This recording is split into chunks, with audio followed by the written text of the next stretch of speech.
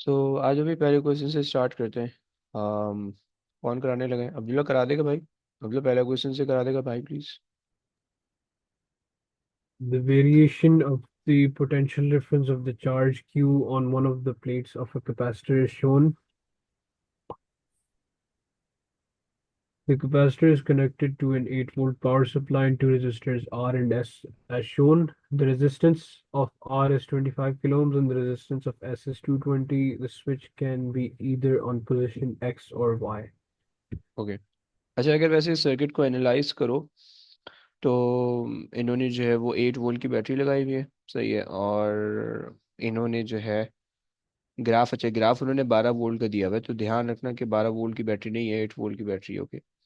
और क्यू और वी का ग्राफ दिया हुआ है, तो इसका जो है ना ग्रेडियंट आपको कैपेसिटेंस बताएगा, area under the graph energy बता देगा। सही है, ये चीज़ें आपको पता चल गई। अच्छा, और अगर आप और चीज़ें इसके अंदर देखो तो अगर हम एक्स पे अगर अपना स्विच कनेक्ट करें तो हमारे पास ये सर्किट बनेगा पूरा। सही है। और जो 25 ओम का रजिस्टर, किलो ओम का रजिस्टर है, वो बेसिकली हमें चार्जिंग के अंदर जो है वो काम आ रहा होगा, राइट। और जब हम वाई पे कनेक्ट करेंगे तो ये जो 220 का जो किलो ओम का जो रजिस्टर है, ये हमें डिस्चार्जिंग में काम आएगा। ओके। तो ये हमारे पास इसका थोड़ा सा कॉन्सेप्ट है। अच्छा जी, आजा भाई आगे आजा please. The switch is in position X so that the capacitor is fully charged. Calculate the energy stored in the capacitor. Hmm. So energy store के लिए हम क्या कहते हैं? Energy is equals to area under the graph, under the graph. Okay. So यहाँ पे अब हमें जाहिर बात है 8 तक का एरिया निकालना है। So we are only looking for this point. Okay. तो अगर हम देखें तो हमारे पास जो है 1/2 इंटू 8 इंटू 1.2 सही है। सो 1/2 इंटू 8 इंटू 1.2 राइट। और ये हमारे पास आ जाएगी एनर्जी। कितना आ रहा है भाई, कैलकुलेट कर दो।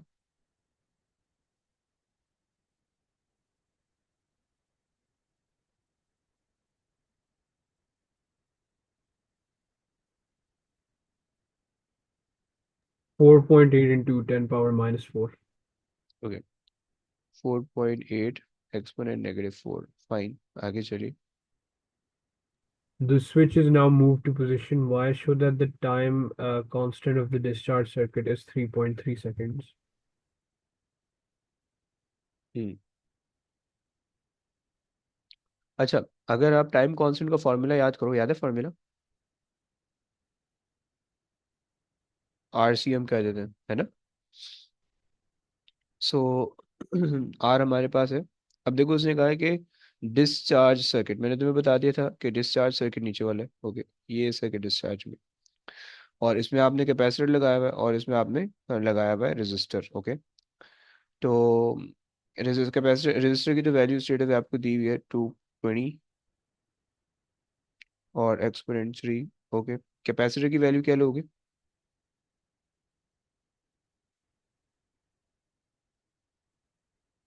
कैपेसिटर के लिए जो है वो हम अगर एरिया ले लें तो हमारे पास एरिया से काम हो जाएगा, राइट।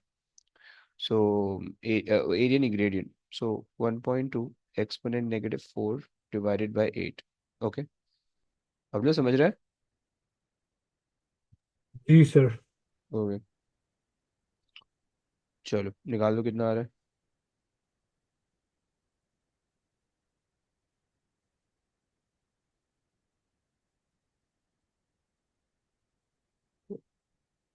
3.3. है। आ रहा है, परफेक्ट। चलिए आगे चलिए। The fully charged capacitor in A stores energy E. Determine the time taken for the stored energy to decrease from E to E upon 9. Okay. अच्छा, अगर हम देखें सो एनर्जी डिक्रीज हो रही है। ओके। और टाइम टेकन हमने निकालना है। तो अगर हम एनर्जी से टाइम टेकन का कोई रिलेशन देंगे तो हमारे पास एनर्जी से टाइम टेकन का कोई रिलेशन नहीं आ रहा, हमने ऐसा कोई चीज़ नहीं देखी है। ओके। कोई है तुम लोग के जहन में है कोई एनर्जी और टाइम टेकन का रिलेशन? मेरे नहीं ख्याल तुम लोग के जहन में होगा शायद, पता नहीं। हमारे पास वोल्टेज या चार्ज या करंट से आ सकता है, वोल्टेज या चार्ज या फिर करंट से टाइम टेकन का रिलेशन आ सकता है। वो हमारे पास है -t/टाउ, टाइम कांस्टेंट। ओके, क्योंकि पिछले वाले पार्ट में से टाइम कांस्टेंट निकाला है, तो इस वजह से तुम्हारा जहन इस फॉर्मूले की तरफ जाना चाहिए। ओके, तो ये हमारे पास हो गया करंट और चार्जेस की। उसने ऐसे चार्ज की थोड़ी बहुत बात की हुई है, तो तुम चार्ज को भी कंसिडर कर सकते हो। तो अगर हम यहाँ पे देखें तो एनर्जी उसने हमें दे रखी है, सही है। और अगर तो हम ये वाला फॉर्मूला यूज़ कर लें, तो एनर्जी और वोल्टेज का आपस में कोई रिलेशन हमें पता होना चाहिए। So we know that K E is equal to half CV square, right? And half and C, they both are constant. So you can say KE is directly proportional to V square, okay? So when there's the potential, there's the energy stored E, so जो potential difference होना चाहिए वो let's say V naught होना चाहिए, सही है। And जब हमारे पास एनर्जी डिक्रीज होके E/9 हुई, तो जो नया पोटेंशियल आएगा वो हम निकाल लेते हैं कितना आता है in term of E not, सही है। तो और इसका स्क्वायर है, राइट।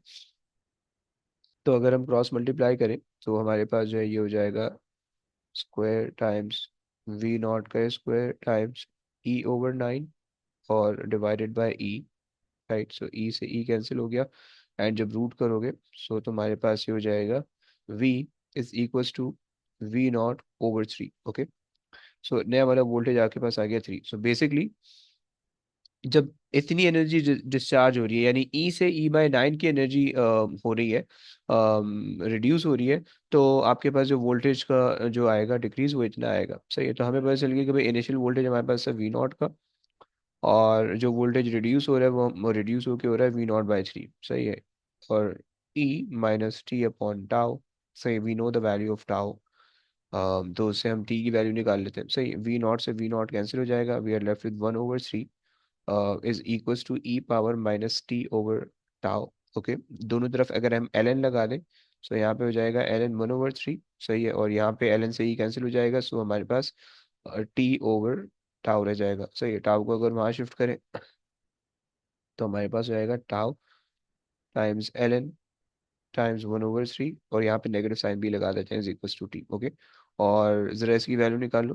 3.3 तुम्हें पता है टाइम है, टाइम कांस्टेंट है, सही है। और ln और 1/3 इज इक्वल्स टू टी। कितना आ रहा है? 3.6। 3.6, परफेक्ट। सही हो गया, समझ में आ गया। आगे आ जाओ। The second identical capacitor is connected in parallel with the first capacitor. State and explain the change, if any, to the time constant of the discharge circuit.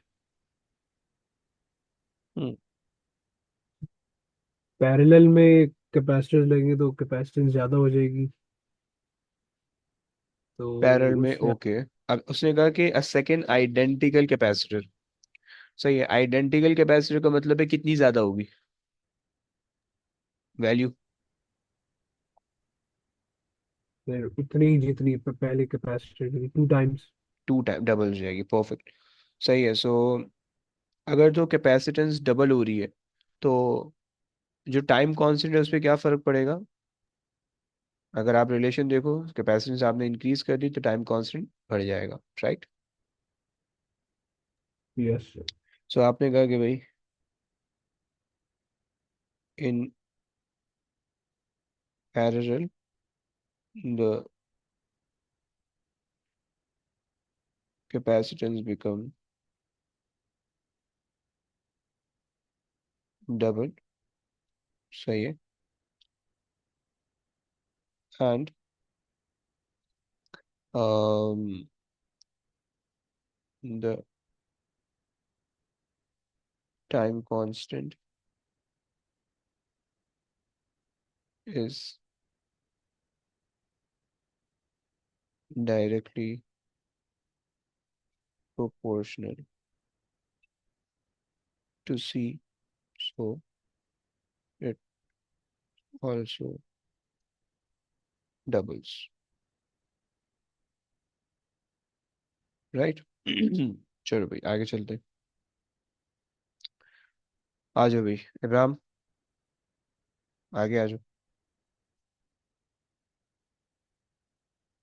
Define the capacitance of parallel plate capacitor. क्या होता है, याद है कुछ?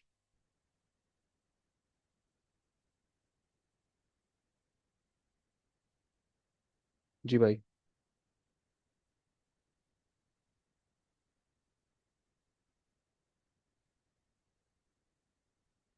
कुछ बोलोगे? It's the ratio of voltage to charge. हम्म। अबे जल्दी जल्दी बोल दो यार, कहाँ जा रहे हो? Ratio of charge on each plate and the voltage across the plate, across the plates. Okay, चलो आगे चलो।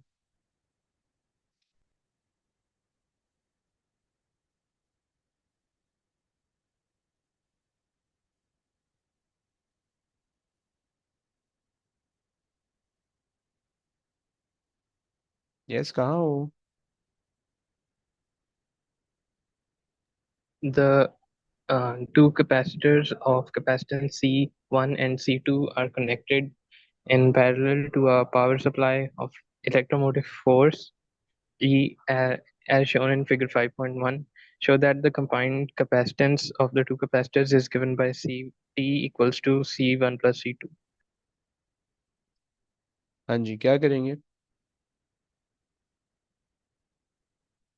सर पैरेलल में तो ऐड कर देंगे। अबे लेकिन ड्राइव कैसे करोगे? ऐड तो हो रहा है, वो भी करो, वो भी बोल रहा है ऐसा है, लेकिन करोगे कैसे?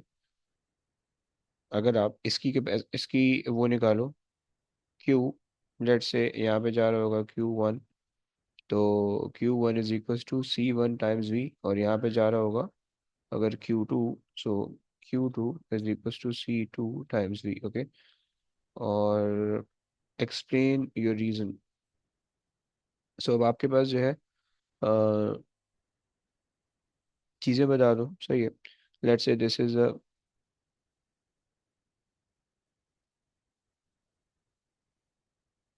In parallel charges. अब यहाँ पे थोड़ा सा एक्सप्लेनेशन दे दो ताकि जो है तुम्हें नंबर मिल जाए। In parallel charges, charge will be distributed according to Kirchhoff law. सही है। सो क्यू नॉट, जो कि, तो उसने आपको बोला हुआ है कि you may draw the diagram if you wish. So Q not should be equal to Q1 plus Q2। Okay, and आपको पता है कि भाई क्यू नॉट, और अच्छा क्यू नॉट के लिए आपके पास आ जाएगा, क्यू नॉट आपके पास टोटल है, और वो जो है वो सी टोटल आपको देगा, और ई के बराबर होगा। सही है, since all the voltages are same, so आप उसको ई रख सकते हो, राइट। यहाँ पे आप एक्सप्लेन कर दो, तो आपके पास आ जाएगा Q not times C total, नहीं, गलत हो गया। Q not, sorry, C total time ई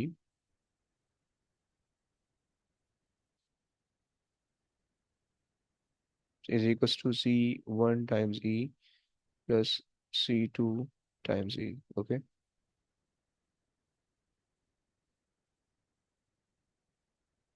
चलो ये प्रूव हो गया, आगे आ जाओ।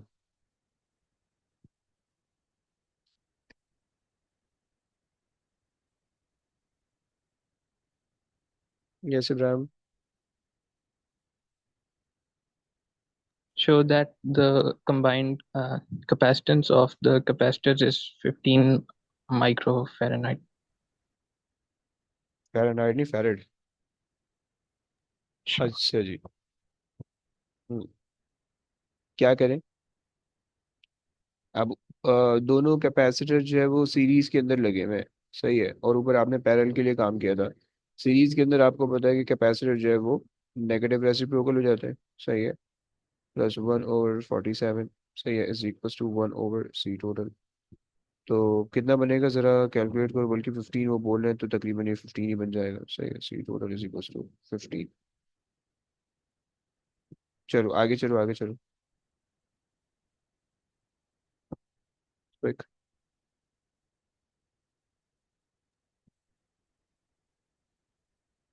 The two-way switch S is initially positioned at position X so that the capacitors are fully charged.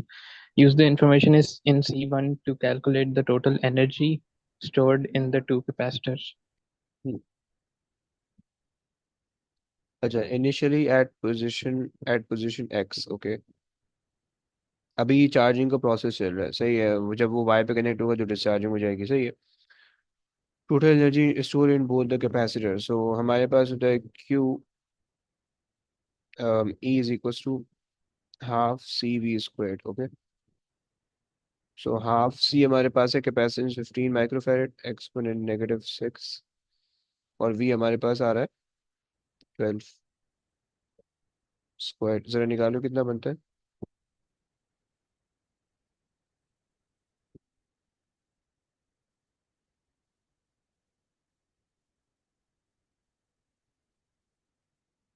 So ये 7 point अच्छा ठीक है।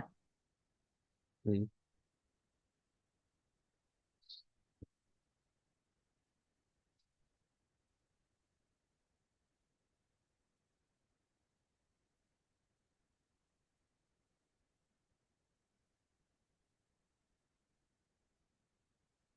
कितना है।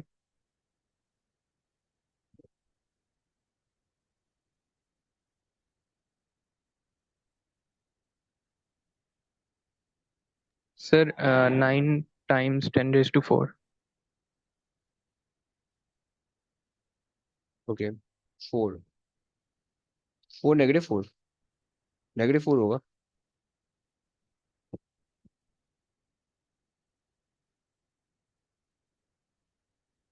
4 तो नहीं आ सकता।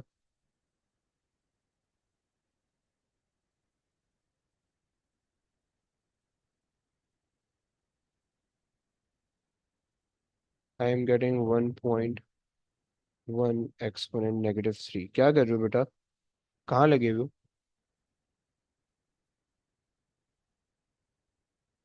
चलो आगे चलो। The two-way switch is now moved to position Y. Determine the time taken for the potential difference PD across the 22 capacitor to become 6 volts. Move to position Y, so जब आप पोजीशन वाई पे कर दोगे तो आपके पास जो है discharging start हो जाएगी, ओके।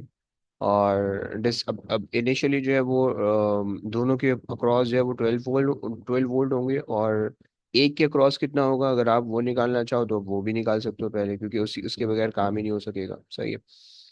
सो आपको पता है कि टोटल कैपेसिटेंस इतनी आ रही है, टोटल वोल्टेज इतना है, सो टोटल चार्ज आप निकाल सकते हो, सही है। सो 15 माइक्रोफैरेड की टोटल कैपेसिटेंस है, इंटू 12 के आपके पास आ जाएगा टोटल चार्ज। और ये टोटल चार्ज जो होगा हर एक कैपेसिटर पे स्टोर होगा, सही है। फिर आपने जब 22 माइक्रोफैरेड का कैपेसिटर लिया तो उस पे इतना ही चार्ज स्टोर होना चाहिए, Q1 is equal to C1 times V, सही है। सो चार्ज होगा 15 माइक्रोफैरेड टाइम्स 12 का, ये चार्ज आ गया। और इसकी कैपेसिटेंस आ गई 22 माइक्रोफैरेड, सही है। तो इससे इसका वोल्टेज आ जाएगा, जरा निकालो कितना वोल्टेज है इनिशियली।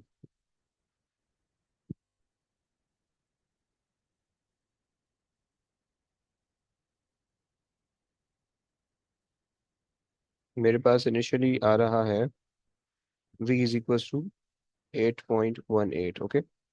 तुम्हारे पास आ रहा है इब्राहिम, आ रहा है। सर ये जो माइक्रो वाले सिंबल्स हैं उनको 10 raised to -6 लिखेंगे। नहीं, कैंसिल कर दो अभी फिलहाल, यहाँ पे अच्छा कैंसिल हो जाएगा। ठीक है, मैं करता हूँ तो।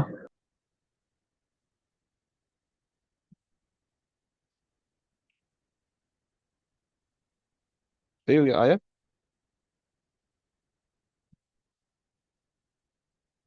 अच्छा जी, अगर आ गया है तो अब उसके बाद हम ये इक्वेशन हाँ लगा जी दें। Sir. Perfect. So V equals to V not E power -T upon R, ये लग जाएगी, ये लग जाएगी है ना। आर है, सी है, सब कुछ आएगा। सो वी हमारे पास आ रहा है, फाइनल वोल्टेज हमें चाहिए 6, इनिशियल वोल्टेज में चाहिए 8.18, e⁻ - t के अंदर हम इंटरेस्टेड हैं। आर हमारे पास डिस्चार्जिंग का जो कैपेसिटी है वो 2.7 मेगा है, 2.7 एक्सपोनेंट 6। ओके। अच्छा इमरान, मुझे बता सकते हो कि मैं कैपेसिटर की क्या वैल्यू लूँ? यस, सर्किट देख के बता सकते हो कि कैपेसिटर की मैं कौन सी वैल्यू लूँ टाइम कांस्टेंट के अंदर? यस इब्राहिम। सर एक दफा क्वेश्चन दोबारा दिखाइएगा। हम्म।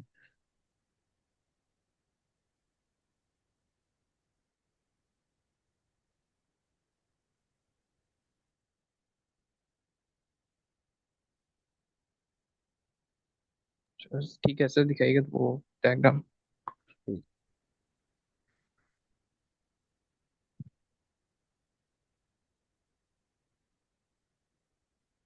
सर अगर 22 वाला यूज करें तो उसकी वोल्टेज हमने लेंगे। है। अच्छा, बेसिकली बेसिकली अगर हम टाइम कांस्टेंट की जब हम बात करते हैं ना, तो टाइम कांस्टेंट हमारे पास पूरा सर्किट की कैपेसिटेंस डिसाइड करती है। ओके, एक या दो नहीं डिसाइड करती, राइट। सो अब यहाँ पे दो कैपेसिटर लगे हुए हैं, 22 और 47 का, और ये दोनों मिलके जो है ना, ये आपका टाइम कांस्टेंट बना रहे होंगे। सही है, तो जब ये दोनों मिलके टाइम कांस्टेंट बना रहे हैं तो इनकी कंबाइंड कैपेसिटेंस जो कि 15 माइक्रोफैरेड है, वो लोगे। ओके, क्लियर हो गया? ये पॉइंट थोड़ा सा कंफ्यूजिंग होता है, इसको प्लीज समझ लो तो ये हो जाएगा क्लियर। सही हो गया, ये +6 है। ठीक है सर। सही हो गया। अब यहाँ पे आप सॉल्व कर लो इसको। 6/8.18, यहाँ पे लगा दिया आपने ln, वहाँ पे ln खत्म हो जाएगा। सो ये नीचे आ जाएगा, डिनोमिनेटर के अंदर आ जाएगा 2.7 एक्सपोनेंट 6 इंटू 15 एक्सपोनेंट -6, राइट। इसको भी वहाँ शिफ्ट कर दो। सो टी आपके पास नेगेटिव साइन यहाँ पे है, तो अब यहाँ आ जाएगा -2.7 exponent 6 times 15 exponent -6 into ln 6/8.18। कितना आ रहा है?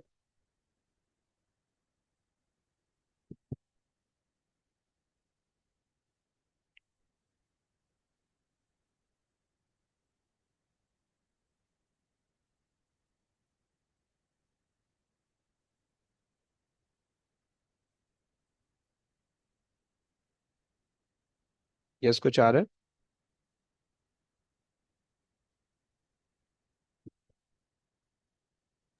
सर एक मिनट दीजिएगा। है? ओके।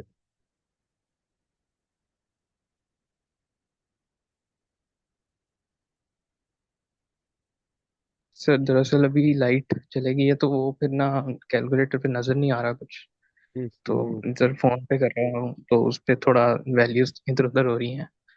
अच्छा, तो मतलब मैं कर लूँ, ऐसा बोल रहे हो? ये अब्दुल्ला तू कर ले यार हाँ प्लीज। जी, अगर आप कर दें तो ज्यादा अच्छा आएगा आंसर। मैं, मेरा गलत आ सकता।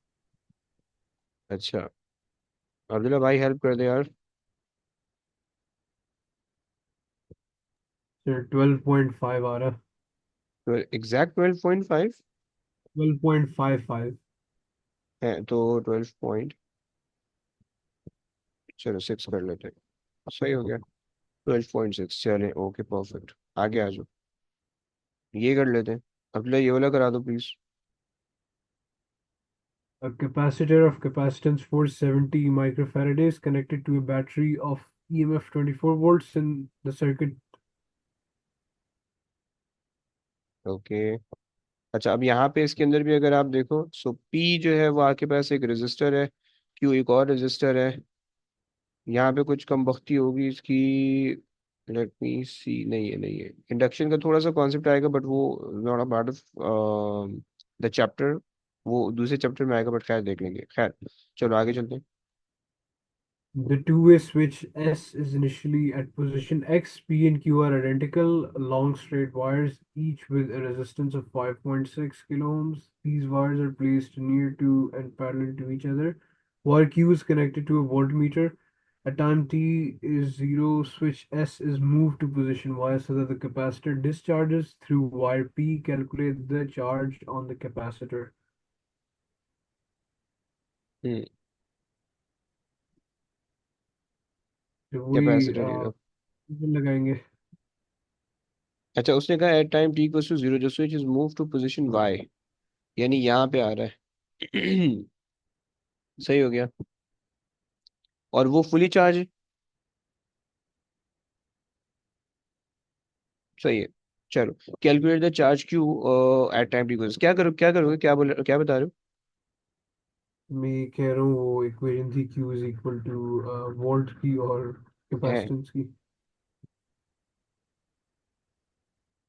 Q is equals to C V, ये वाली।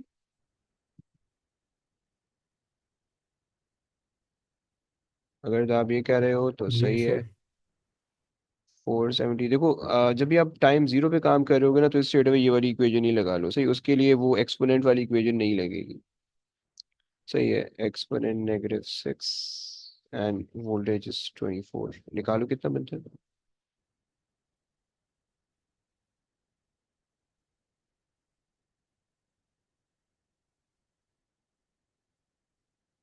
0.01128। 0.01128, ओके। 11 और 113 ले लेते हैं। चलो आगे चलिए। Calculate the current in the wire P at time t is equal to 0।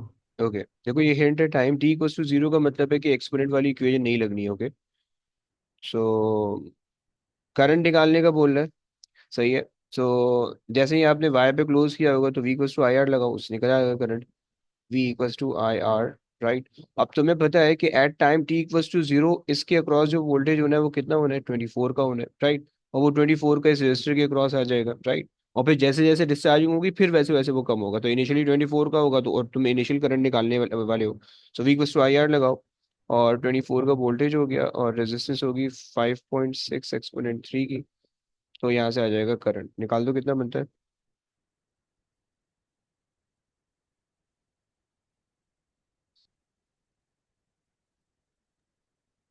4285।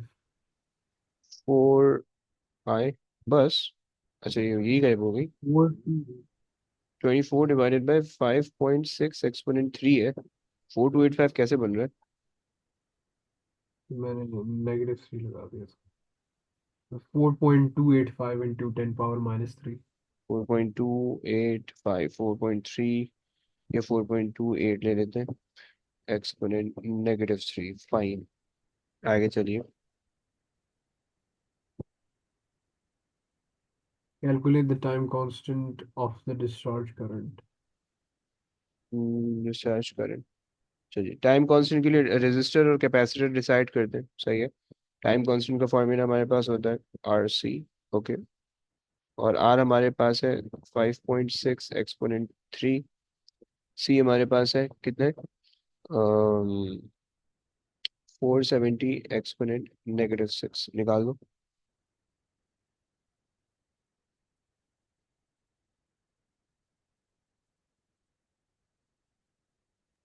2.6। Okay, 2.6। 2.632। Okay, 2.63, fine. आगे चलिए। On figure 5.2, sketch a line to show the variation T of the current I in wire P as the capacitor discharges। आसान से graph है, exponential curve बना करता था,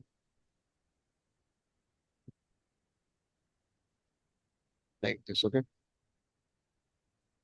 although current zero हो जाता है, सही है, लेकिन चूंकि अगर सर्किट के अंदर करंट देखोगे तो रियलिटी में करंट जीरो हो जाता है, लेकिन एक्सपोनेंशियल रिलेशन तुम्हें ये बताएगा करंट जो है वो एसिम्प्टोट हो जाएगा, जीरो नहीं होगा, ओके।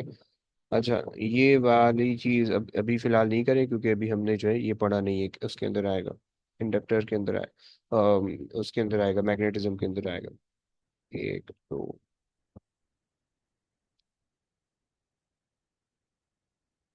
3 क्वेश्चन रह रहे हैं, क्या करें, होमवर्क दे दे तुम लोग को या एक क्वेश्चन और कर ले, क्या बोलते हो? एक क्वेश्चन कर लेना चाहिए, है ना। इब्राहिम आ जाओ, ये वाला क्वेश्चन करा दो यार।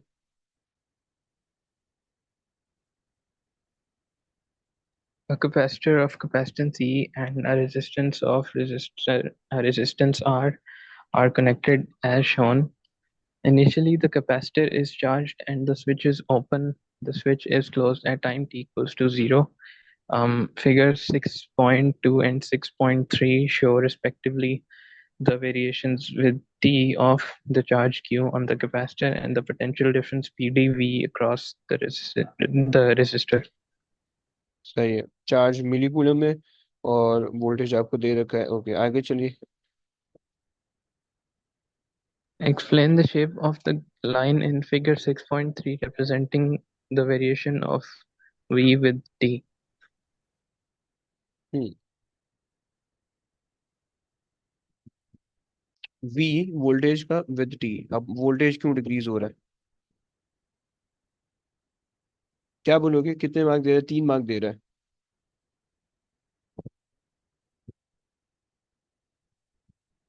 अच्छा जी,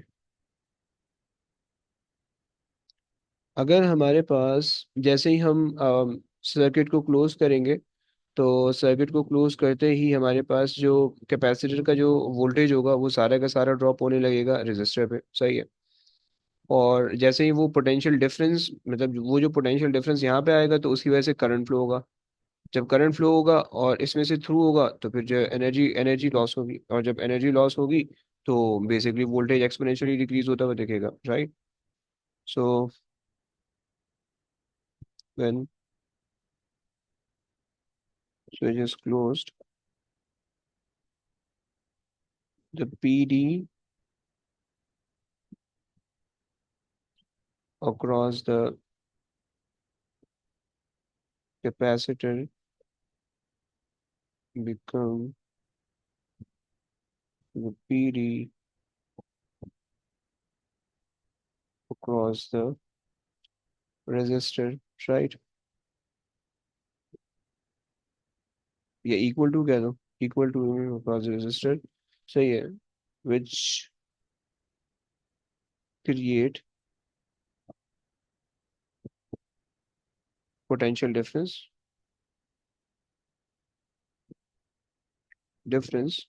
between between the capacitor and the resistor, right?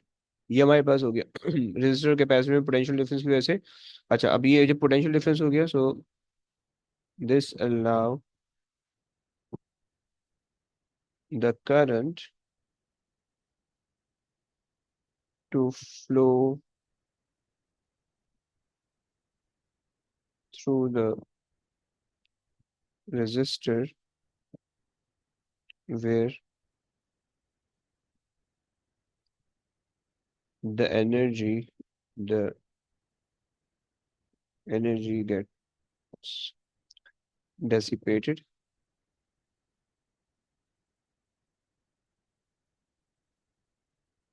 So the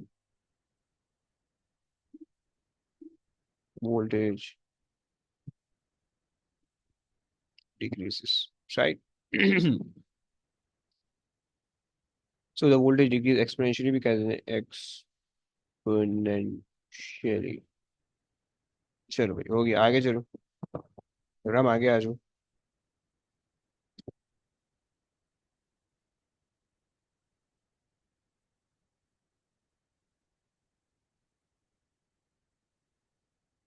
कहाँ है Ibrahim?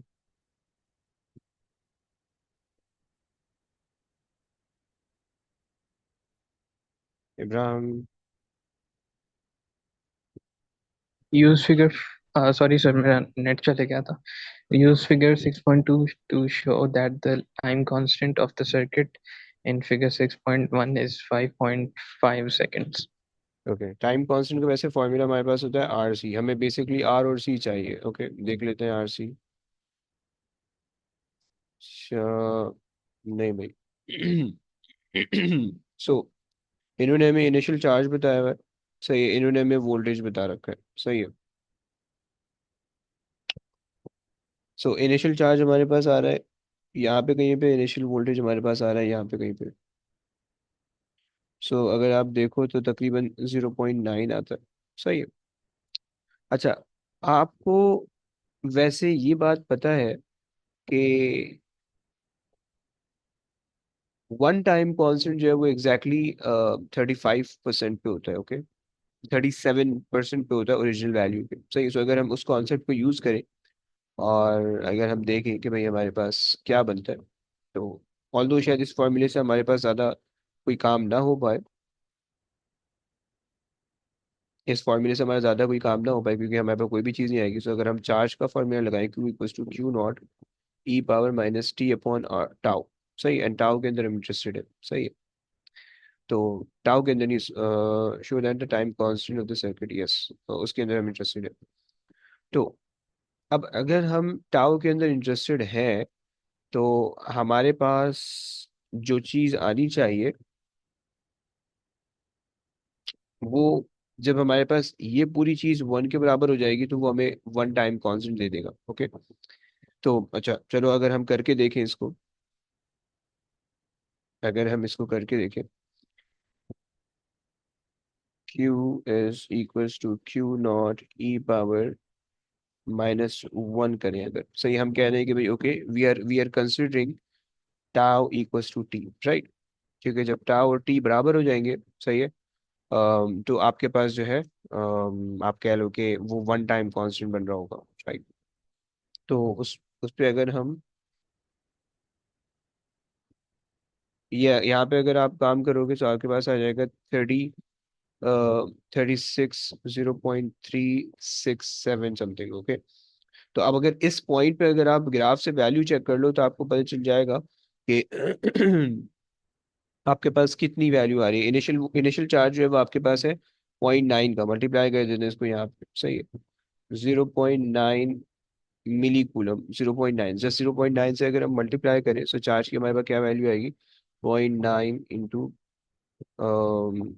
e⁻⁻1, okay, so I am getting q as 0.33, okay, milli coulomb, okay. सो अगर हम यहाँ पे इस पे ग्राफ को इसको ग्राफ में मार्क करें तो 0.1, 0.2, 0.3 and some above,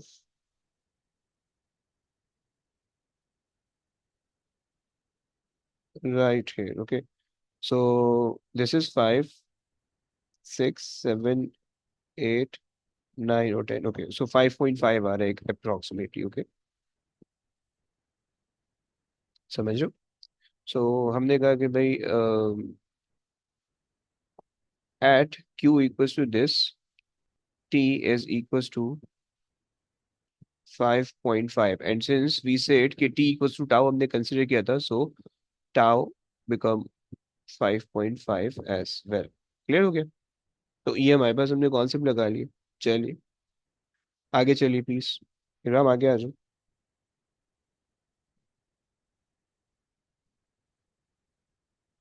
Use figure 6.3 and the information in part B to determine the capacitance C in UF. Okay, तो अगर आप देखो इनिशियल वोल्टेज अगर हम ले रहे हैं 0.9, यहाँ पे आ रहा है और ये आ रहा है तकरीबन 7.5, सही है। सो अगर हम Q equals to C V लगाएं, Q equals to C V लगाएं, तो Q हमारे पास आ रहा है 0.9 मिली कूलम, एक्सपोनेंट -3। वोल्टेज हमारे पास आ रहा है 7.5, सो कैपेसिटेंस हमारे पास आ जाएगी, जरा निकाल लेते हैं। 0.9 एक्सपोनेंट -3 डिवाइडेड बाय 7.5 होगी। सो हमारे पास आ रही है 1.2, या माइक्रोफैरड में चाहिए, सो 120 माइक्रोफैरड आ रही है, ओके। अब वो तुमसे कह रहे हैं कि रेजिस्टेंस निकाल दो, सही है। सो रेजिस्टेंस के लिए हम स्ट्रेट अवे यूज कर लेते हैं आरसी। सही है, तुम्हें पता होना चाहिए कि जो टाइम कांस्टेंट है, जब तुमने एक सर्किट बना दिया है तो अब उसका टाइम कांस्टेंट सेम रहना है, सही है। हाँ, अगर तुम जैसे अभी तुमने ये सर्किट बनाया, अब इसका टाइम कांस्टेंट सेम रहेगा। हाँ, अगर तुम सी की वैल्यू चेंज कर दो, कैपेसिटर दूसरे लगा दो, आइडेंटिकल कोई और कैपेसिटर ऐड कर दो सीरीज पैरेलल में, तो उससे फिर जो है कैपेसिटर की वैल्यू और उससे फिर जो है टाइम कांस्टेंट की वैल्यू तब्दील हो जाएगी, ओके। सो यहाँ पे आर हमारे पास टाइम कांस्टेंट हमारे पास है 5.5, कैपेसिटेंस हमारे पास है 120, एक्सपोनेंट -6, एंड आर हमारे पास आ जाएगा। सही है। सो आई एम गेटिंग 45 या 46, 1 2 3, सही है, या बस 46 किलो ओम। सही हो गया। सो ये मेरे पास जो है कैपेसिटेंस और रेजिस्टेंस की वैल्यू हमने निकाल ली। ओके। अच्छा जी, चले। अब मेरे ख्याल से ये 2 क्वेश्चन और बच रहे हैं। एक ये है और एक ये है। सही है। तो अब खैर मैं वर्कशीट सेंड कर रहा हूँ, तुम लोग ये जो है ना सारी अटेम्प्ट करना प्लीज। 2 क्वेश्चन है, बाकी ये चारों को जो चार हमने किए हैं उसको दोबारा से अटेम्प्ट कर लेना, तो बहुत अच्छी प्रैक्टिस रहेगी। सही है। और बस अब फिलहाल क्लास यही जगह पे, अब इंशाल्लाह नेक्स्ट क्लास में देखेंगे कि क्या सीन है। सही है। मैं इंशाल्लाह जो है तुम लोग को मैं सोच रहा हूँ कि अब टेस्ट ले लिया जाए, जो 5 चैप्टर पढ़े इन 5 चैप्टर का जो है ना एक आधी क्लास में टेस्ट हम ले लें। सही है। कुछ थोड़े बहुत P5 हम कर लें, फिर उसके बाद जो है वो आगे कंटिन्यू करेंगे। सही है। तो तुम लोग बताना कि तुम लोग की क्या राय है इसमें। सही है। तो